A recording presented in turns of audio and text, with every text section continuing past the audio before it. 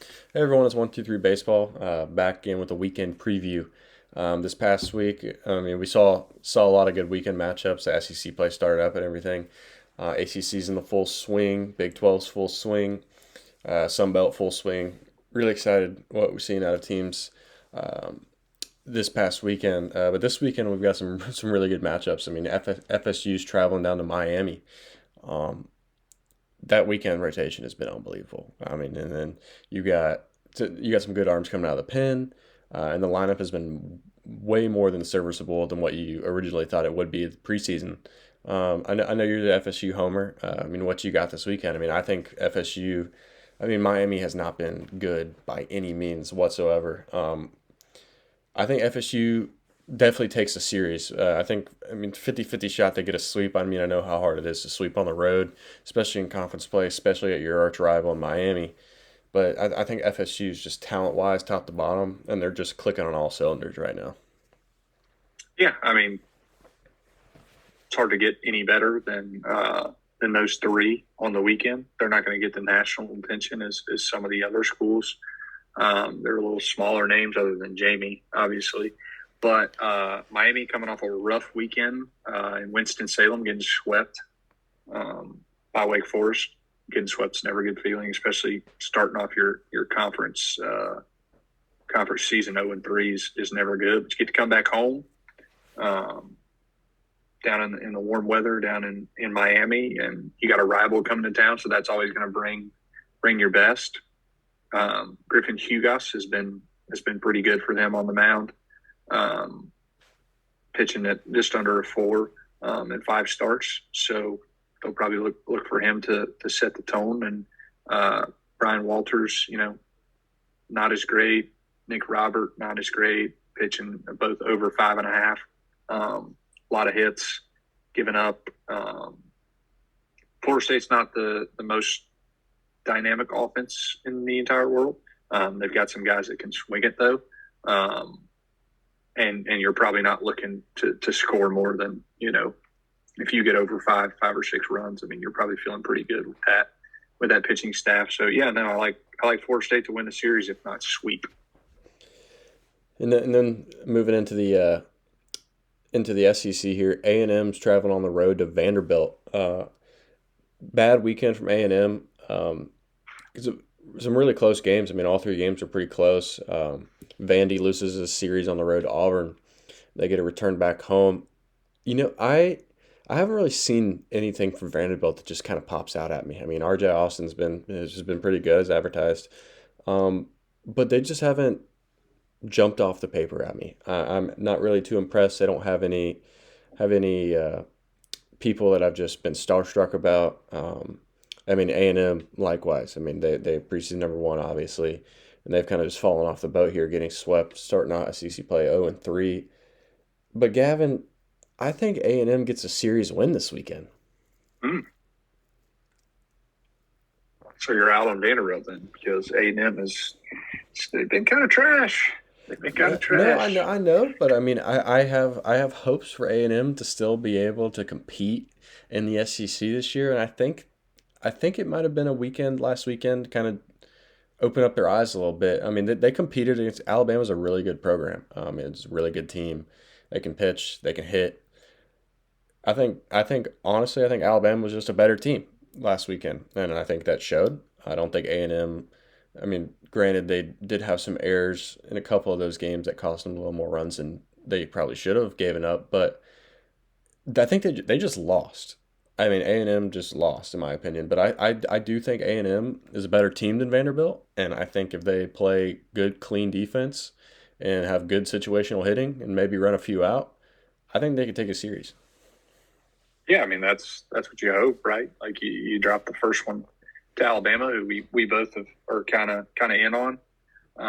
They're a very talented team. Rob Vaughn's done a great job there since getting the job. But I think you're right. I think it's pretty. Neither team's playing great right now. A&M hasn't played well all year. Vandy definitely has some better wins on the schedule. Um, RJ Austin an exciting player, like you said before. Jacob Humphreys hitting over 400. Not a lot of extra base hits in their 0 home runs. But Yeah, Boker's been good on the mound, um, pitching a 208. Makes me wonder, if you just go with the home team. If I'm not really feeling either one of these teams is certainly got the edge. Um, Obviously A&M talent wise, on paper, you would think, you know, you would also think that they're not, just got swept in their first, they started preseason number one, now they're unranked. So obviously talent is not mounted to wins thus far. And I like Vandy to bounce back after that tough series loss against Auburn. They were right there, um, almost a couple outs away from winning that series. So yeah, I'll take the home team in Vanderbilt. Respect it. I respect it. I mean, A&M just came off the road against Alabama, and then Tennessee comes into town. I mean, Tennessee had a great showing this past weekend against Florida. Very impressive sweep. Bama, very impressive sweep against A&M. I mean, this is one of those series where coming into the year, maybe not as sought after as it is now. I mean, Bama has shot up into the rankings, top 15 in the country. Really impressed with what I've seen by them. They have one loss into the Presbyterian Blue Hose. But Tennessee, I mean, undefeated, 20-0, has been really impressive. Starting pitching is fantastic. The lineup rakes. Bama, great starting pitching. Lineup rakes. I'm really excited. I mean, Liam Doyle, he's gonna be he's gonna be good. Marcus Phillips gonna be good. Riley Quick is gonna be good, but I don't know what he's gonna do against that Tennessee lineup. I mean, that's one of those things where it's like these guys have been good all year. I mean, granted that they've played, Bama's played Ohio State, NC State, Coastal. I mean, the NC State's fallen off since they played Alabama. I mean, they're unranked now. I think Tennessee wins the series, but I don't think it's going to be as easy as people might think it might be. Yeah, I think Liam Doyle is obviously looking to get a little deeper into the game than he did against UF this weekend. You got to go on the road. You got to play at Alabama, who's feeling really good after going down to College Station and getting a sweep there. Um, I think Adams, you're hoping keeps you in it on Friday night, right? Have a little competition there. I think the key to this series, if Bama's going to have a chance, is Saturday. Um, Marcus Phillips, like we talked about, is really really good, and Riley Quick might be able to match him in stuff. Right? They both have elite stuff. I think Saturday's the game if you're gonna get to a TV. That's the one with the two biggest arms on the mound. So if Bama can take that one and push it to a rubber match, I think they've got a chance. It's hard to pick against Tennessee, though, right? I mean, you can't win every game you play, right? They're 20 now; they haven't lost yet. But man, the way that they handled Florida, the way they did, it would be hard for me to pick against them. So I think they take the series, but I think Bama gets them. I think he gets them in one of those. Yeah, I mean, I think it's gonna be a fantastic series. I'm gonna be watching, along with some March Madness games kicking off this weekend. Really excited about that. Troy Trojans playing the Kentucky Wildcats. It'll be interesting. I think they're like 25-point underdogs, but I digress. It's the tournament. Anything can happen. It's March. It's March. Um, March. but moving to the ACC, Wake going on the road to Clemson. Premier ACC matchup of the week. Wake's looked really good. Maybe against lesser competition though. I mean, the teams they've played haven't really jumped out at me. I mean, they run rolled Coastal in a midweek, but midweek games are always kind of hit or miss. You're not going to get the best three arms usually. I mean, sometimes guys they'll be a Vanderbilt and run out Jack Leiter on a Tuesday. I mean, some teams just have it, some teams don't. But I mean, at Wake Forest, they've staff's got good stuff. Hitters hit, but Clemson. I mean, I'm kind of curious to see what we're going to get Aiden Knack this weekend. I mean, he hasn't really been the elite pitcher that we thought he would be. But I mean, they played a weekend series against South Carolina. It wasn't the best, but haven't really played many good competition either in his defense. So I mean, I'm kind of curious to see how that matchup goes Friday night. But I think I like Clemson this weekend. I mean, they're playing at home. That place gets rowdy. Cam Canarella hasn't really been the best, but maybe he can break out this weekend. I'm excited to see that. But yeah, no, I think Clemson takes it. Yeah, to your point on Kanak, he was really good. Best start of the weekend or best start of the year last weekend. 7 innings, 1 hit, 12 punchies against Notre Dame. Now Notre Dame's nothing. They're not a top tier team. After Coach Jarrett left, they kind of took a step back. But no, I think Rake Forest is officially back. They're hitting the ball, all over the place. Merrick Houston might be moving up, shooting up draft board, should I say. He's always been able to pick it at short. Took a big leap from his freshman to his sophomore year offensively, and it seems like he's taken just as big of a leap from his sophomore year to his junior year. Hitting over 400, just about a 1,300 OPS, 8 pumps, 7 doubles, 16 walks, only 9 Ks, 10 bags. So Houston's been really, really good for them. At shortstop, probably moving up to the top half of the first round pick. Logan Lunsford on Friday night, guys 4-0 and 5 starts, 27 innings, 50 punchies, right? Guys are hitting 110 off of him. Doesn't get a whole much better than that. So him and Kanak on Friday night will be a really, really good matchup. I think I'm going to go Wake. I've kind of been high on Clemson kind of the whole year, but I like the way that this Wake team is playing. I know you got to go on the road. But yeah, I think that Clemson is another absolute launch pad, as most stadiums in college baseball are, it seems like. So I think Wake's bats are going to come to play this weekend. I think they get a series win. Speaking of bats, the Georgia Bulldogs go on the road and play Florida this weekend. I mean, it's a tough weekend from Florida. I mean, you play the number one team in the country, you get swept. I mean, you compete all 3 games for the most part. I mean, every game was right there in the seventh inning or later. They just let the game on Saturday slip away a little too much, and ended up getting run ruled there.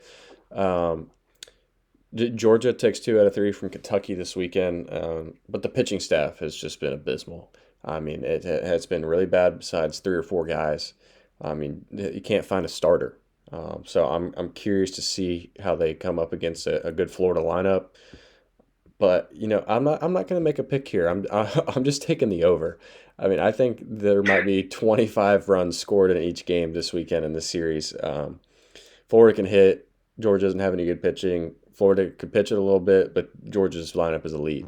So I mean, I like runs. I think we're gonna get a lot of them this weekend.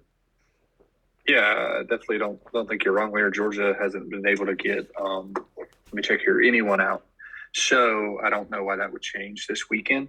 Liam Peterson's a different animal, right, than anything they've faced. Not no disrespect to Kentucky, but Liam Peterson's probably top arm for next year's class, one of the top arms for next year's draft class.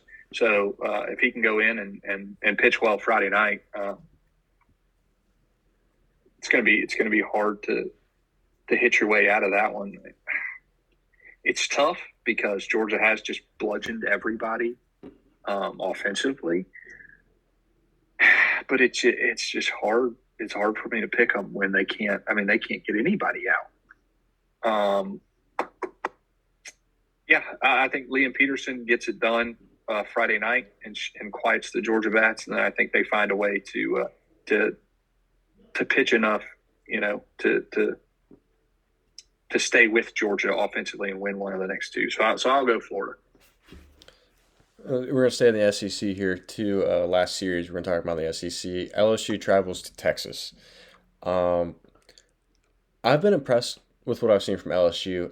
It hasn't necessarily been as dominant fashion as I expected it to be. Starting pitching has been good at times, but not all the time. They've run into some issues. Some guys will start. Some starters will come out and give up 2-3 runs, and then they'll cruise. So the starts they haven't gotten out to the best starts as they like. Texas goes on the road and sweeps Mississippi State. Not been really high on Mississippi State this year. They've kind of had some bad series this year, and I mean everybody's wanting Lamonis fired again. I mean I feel like that's just an every year occurrence over there in Starkville until he somehow makes a regional, and then everybody's okay with it again. But I digress. I like Texas, man. I mean, playing at home, that place is electric.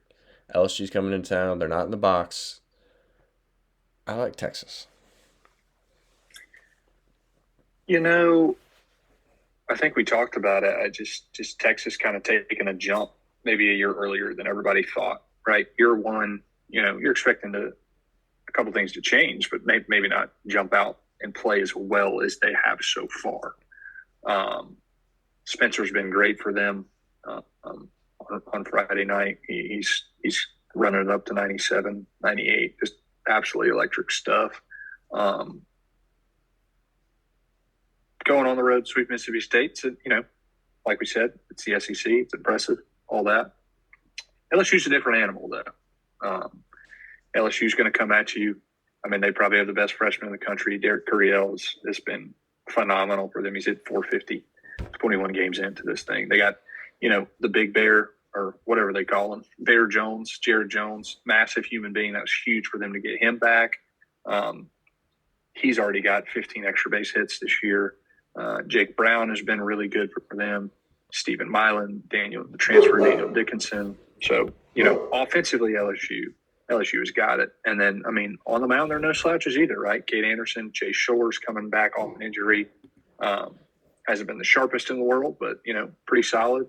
A couple transfer guys that they've had coming out. We haven't seen Gavin Guidry.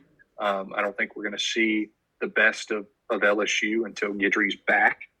So it'll be interesting to see if and when he comes back and gives them a little boost in that bullpen. They've got some guys, but maybe not as experienced as you'd like to see some of those guys. So Guidry could maybe be a stabilizing force at the back end. Tough one. Always is when you're picking an SEC series, but I think maybe this is the next level team, and I think LSU goes in and gets it done against Texas this weekend. We got another top 25 matchup. This one surprisingly come from the Sun Belt. I mean, you don't really see too many top 25 matchups in Sun Belt play, let alone mid-major play in general. But Coastal's traveling all the way to South Alabama to play the Troy Trojans. Coastal's been impressive. I mean, their resume, it's better than Troy's. The teams they've played Alabama, they played Ohio State, played NC State, played Kansas State, played North Carolina, played Wake Forest, played ECU. Their resume, it jumps out at me a little bit. And ECU hasn't been the best team that we all thought they would be. I don't think they're going to be as too competitive this year. Big roster turnaround, that stuff happens. But Troy, I like Troy this weekend because the Riddle Pace Magic, it's something. I mean, I don't know what it is about that place, but you could be playing Tennessee. And Tennessee will score 25. Troy will somehow find a way to score 20. I mean, they'll make it a close game. But yeah, I mean, I like Troy's bats. I mean, you got a short porch and right. When you start 8 lefties, you're going to run some out that you normally wouldn't run out. I mean, and then that place just plays weird. I mean, the starting rotation, it's got to be better. I mean, Garrett Gaines hasn't been the best on Friday nights as he's advertised this to be. Noah Edders had a strong start to the year and kind of slid down a little bit. Drew Nelson on Sundays has been really, really good. Had a little rough patch this past weekend against Lafayette, which is arguably the toughest team all 3 starters have played this year. So I think it's one of those things where we're going to truly see what Troy's all about playing a ranked team in Coastal this weekend. I think the bats are always going to be there. I mean, you got Steven Meyer, Blake Cavell, Brooks Bryan, Sean Darnell. They're all hitting 350 plus. I mean, it's really impressive. I mean, Sean Darnell's 3rd in the country in runs scored. He's got like a 600 OBP. I mean, it's just really impressive. The guy's always on base. Brooks Bryan has 35 RBIs, leads the conference. It's impressive. I mean, the lineup is fantastic, top to bottom. It's pretty good. But I think Coastal's going to be coming in. They're going to be coming in hot. Weekend sweep of Georgia Southern. It was impressive, but I like Troy in this one. I think they're going to win this one 2-1. I see. I mean, good for the conference, right? Two top 25 teams. Big matchup early in the season. I thought we'd get that last weekend with Louisiana and Troy, but Louisiana not up to snuff really so far this year. A different looking coastal team. These coastal teams in the past couple of years have had an arm or two, and then they just absolutely mashed, right? That ballpark is a launch pad. They had guys like Zach Beach and Derek Bender hitting tanks left and right for many years there. This team's a little more solid on the mound, right? Riley Eichhoff, the senior, solid 1.7 ERA, right, in 32 innings. Jacob Morrison's been great, sub-2 ERA. And Cameron Flukie might have the best stuff in the whole series on both teams. And his ERA is starting to creep down a little bit. He's starting to punch a few more tickets, keeping his control under wraps there. He's got a 3.9, but that's come down. They've got a couple guys, out of the bullpen. Cullen McKay, transfer in from Virginia. Didn't see him last weekend, so but they've got a couple of the relievers. Matthew Potok, has been good for them out of the bullpen. Not to say that they can't swing it anymore, but they've still got Walker Mitchell's been good, hitting around 370. Dean Mijos has taken a step. He's hitting 350, 356, and then Bodine, who is kind of, I don't want to say prospect fatigue when you've been so good as he's been, since a freshman, a name we've been hearing for years now. Hitting 312, only an 866 OPS, so maybe they're looking for a little more out of him. He's a professional. He's good behind the dish. He's catching those guys on the mound day in and day out. Tough to go on the road, but I think if you can pitch it a little. I don't have the utmost confidence in the Troy staff top to bottom. I would say they've been a little shaky at times. So maybe Coastal can scratch a few things together. But if Coastal can keep Troy off the scoreboard, I like Coastal to take the series this weekend down in Alabama. Yeah, we're going to stay in mid majors here. Kind of a surprising series. I like it a lot. UC Irvine versus UC Santa Barbara. Big West matchup out there in California. I mean, Irvine's been knocking on the door of the top 25 for weeks now. I mean, they sweep Lafayette at home. UCSB has a tough series loss, but it's always hard when you got to travel all the way out to Hawaii. I mean, the time zone, those Friday night games are a little tough, but dropping another game too that weekend is a little worrisome. Losing that series, but I mean, Hawaii's a good program, top 10 RPI team. Looking for hosts out there in Hawaii.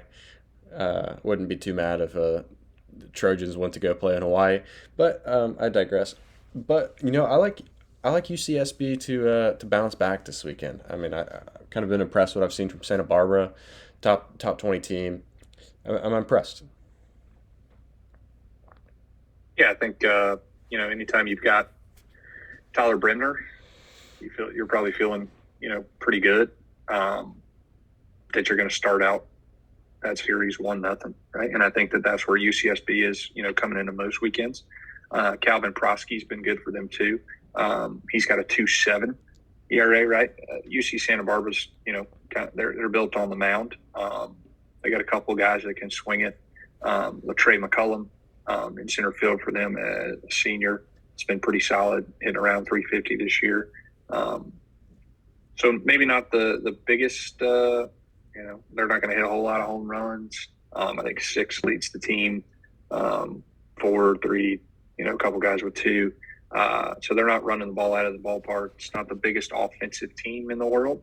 But I think West Coast baseball has always been played pitching and defense, and I think that UCSB is going to outpitch Irvine this weekend.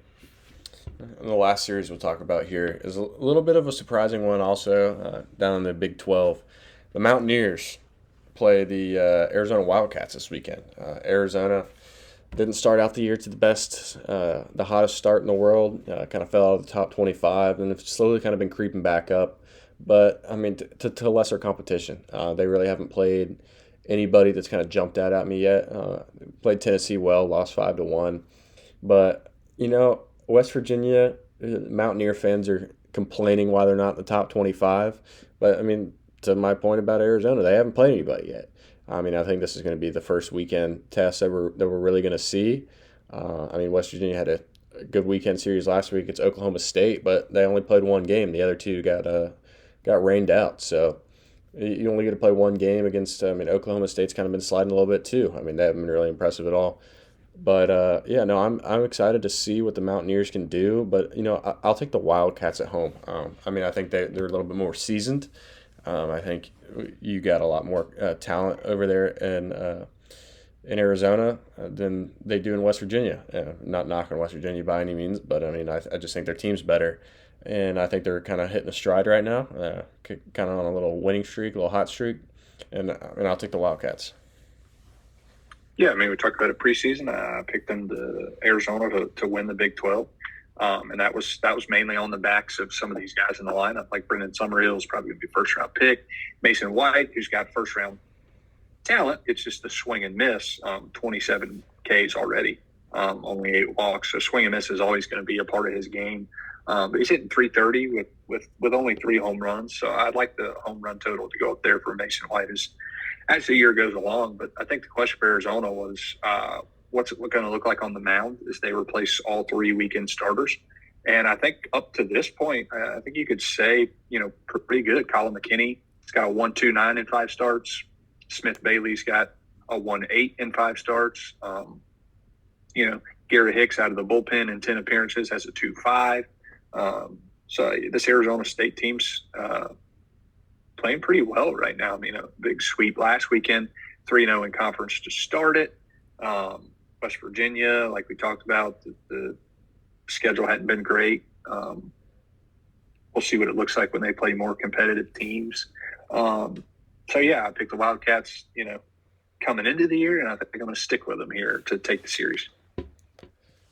Now, here's the biggest question of them all, Callaway. I haven't told you about this yet, but I'm going to lay it on you. It's March. It's March. And there's 68 teams fighting for one common goal.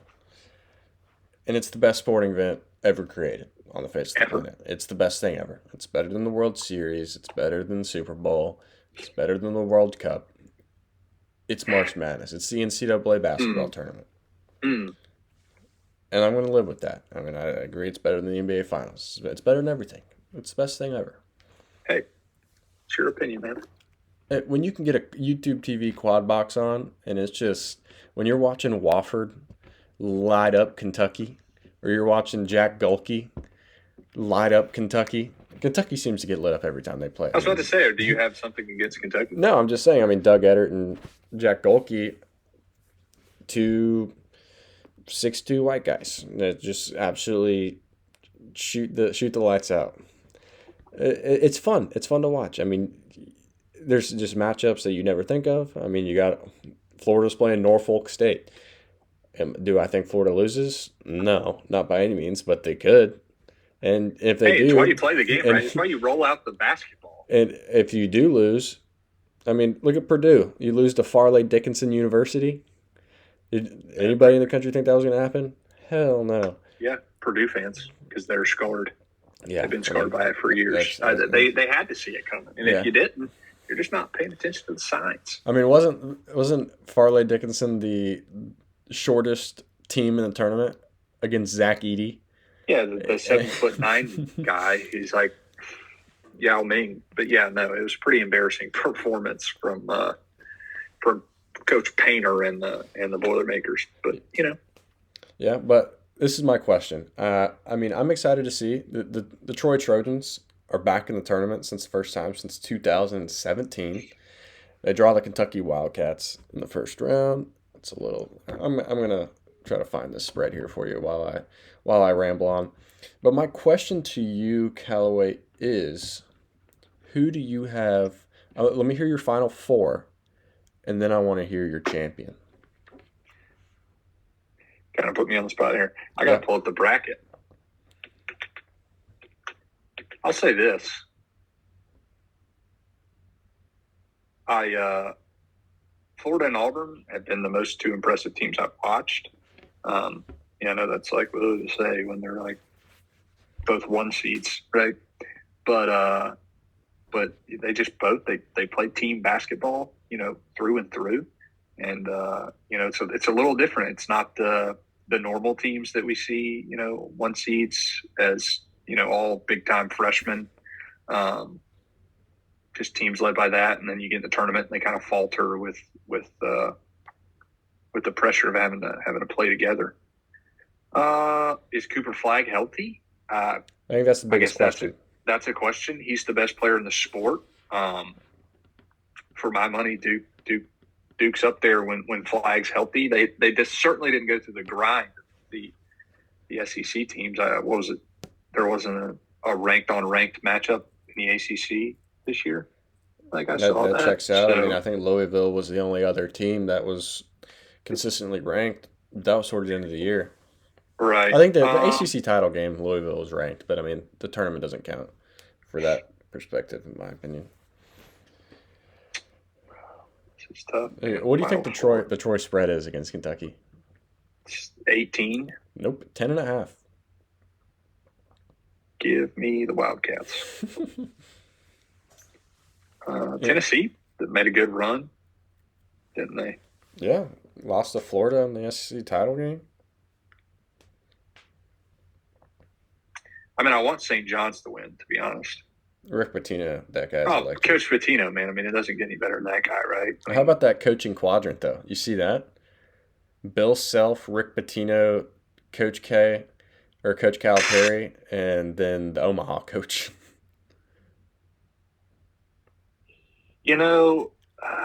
what an interesting coaches meeting that would be. You got three Hall of Famers and then whoever's coaching Omaha, which, hey, shout out to them for making the tournament, They, right? they bang on trash cans. They're pulling some Houston Astros stuff after every win. I'm pulling for St. John's, but, man, I tell you, Florida's impressive. And that's just a tough matchup to take. I'll be honest, I don't really watch a whole lot of college basketball. Well, who do you think wins it all then? I'll just lay it to you that way. I'm just looking at it, and I'm just afraid that it would just be ones and two seeds all the way around. I mean, that's what you think every year because they're the best teams in the country. But you never expect Oakland to beat Kentucky in the first round, do you? Sure don't. If Cooper Flag's healthy, I think Duke. I think a Duke Florida national championship would be. See, that's what I have. If Yeah, Cooper Flag's healthy, but if Cooper Flag is not healthy, I don't know. I mean, they're still just so competitive without him. I mean, they breezed through the ACC tournament without him. I mean, but there's not a team in their way. I mean, Mississippi State, I think Duke's a better team. Oregon, Duke's a better team. Um, I mean, Alabama, maybe. Alabama, which they're not a team without flaws right now. Hey, if you catch Alabama on the wrong night and they're lighting it up from three, you probably lost. It's like it's that's one of the that's best kind of their offenses in the game. country. Yeah, that's kind of the way they play, and I think you just have to, you know, contest a three ball and hope they've got an off night shooting. Yeah, if Flag on one side comes out of that side, and I think Florida's good, man. I mean, they're good. They're deep. They play together. Watching them make that tournament run in the SEC tournament was impressive. If anybody's going to knock them off, it's going to be Coach Pitino and St. John's. I mean, that guy in the tournament, right? I mean, right? What about Tom Izzo? So it's overrated coach of all time, I think. See, my Final Four here, I got Michigan State. I've Oh got. wow, so you're all in, huh? I mean, I just think Tom Izzo's just going to outcoach. I Okay. mean, why am I blanking on Auburn's coach's name? Bruce Pearl. Bruce Pearl. Yeah, I don't know why. I watched that guy shirtless at a football game against Georgia a couple years ago. But yeah, I think Tom Izzo just outcoaches Bruce Pearl. And I mean, I think Auburn's on a downslide. I mean, they've kind of played horribly the last 5, 6 games. I mean, I think they're 2-4 in their last six, which is still don't know how they got the number one overall seed. I mean, their resume is pretty good, but other than that, I mean, I think Florida wins it, if Cooper Flag is not healthy. If Cooper Flag can play, I think Duke wins it. I think that's the only other team in the tournament that matches up big wise with Florida. I mean, when you got two 7-footers out there just grabbing every board, Walter Clayton Jr. is unbelievable. Florida looks fantastic, and they're streaking at the right time. They're getting hot at the right time. But I mean, Duke has just been impressive all year. So I think at the end of the day, if Cooper Flag's healthy, I think Duke can win it. With Connor Knippel, Tyrese Proctor, Cooper Flag, it's a good program, really good team. John Shire, been a Duke homer through and through. I mean, I think that guy can coach, and he's got the best talented roster in the sport right now. But yeah, I know. I think if Cooper Flag's healthy, Duke wins it. If he's not healthy, I think they might get bounced a little earlier than people would think. Maybe Sweet 16, Elite Eight. But yeah, Florida wins it without Cooper Flag, but with Cooper Flag, I like Duke. Here's a question: do you hold him out in the 8-9 game? I don't think you force him to play in the Mount St. Mary's American game. I don't think that you're fine there. But I mean, you're running to Mississippi State or Baylor. I mean,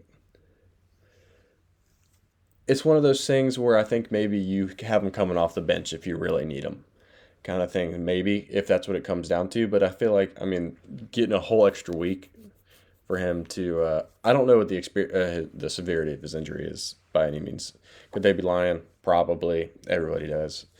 But I mean, you get a whole extra week to rest that thing. 2 whole weeks if you don't have to play at all. That's really nice. That's good. Yeah, But that's what I'm thinking is if you can just give him enough time to maybe get that ankle feeling a little bit better, which they had to make sure the committee knew, hey, Cooper Flag's going to play in the tournament, because committees like to leave teams out when players get hurt. So it was interesting that they had to do that. But no, I think you're right. Duke and Florida, I think, are the best 2 teams in the country. Now, does it always shake out the best team in the country wins? No. Depending on how much what was flag it 3 years ago or 2 years ago? It was UConn, San Diego State, Miami, and FAU. Man, what a Final Four, right? That was yeah. That was it was good to watch as a basketball fan, Right. but like Yeah. from a perspective of watching talent on the court, I mean, should San Diego State as an 11 seed been playing, or were they a 6 seed? One of the teams was an 11 seed. FAU was a 9. I know that. Miami, San Diego State playing for a natty, and they lose by 30. Yeah. Well, it happens.